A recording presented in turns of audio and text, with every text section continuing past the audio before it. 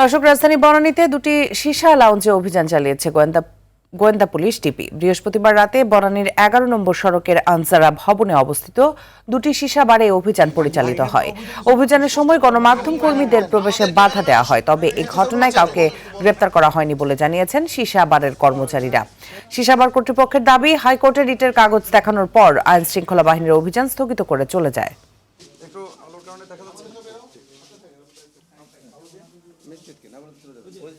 আমরা 0.2 এর ভিতরে থাকার সত্ত্বেও আমরা আজ পর্যন্ত যতগুলো মামলাই হয়েছে, এ পর্যন্ত যতগুলো সীসা নিয়ে মামলা হয়েছে, কোনোটা আসার সাথে সাথে ওনারা কি করে, সিসি ক্যামেরাটা অফ করে দেয়। আমরা যে হাইকোর্টে 5টা লাউঞ্জ রিট করেছি এটা ওনারা জানতো না, তো না জেনে আসছে হয়তো বা কারো ইন্ধনে আসছে। পরে আমি যখন ম্যাজিস্ট্রেট সাহেবকে বুঝাইয়া বললাম, উনি বললো যে ঠিক আছে ভাই, আমাদের কাছে এটা ছিল না, আমরা জানতাম না, এজন্য আসলে আমরা চলে যাচ্ছি।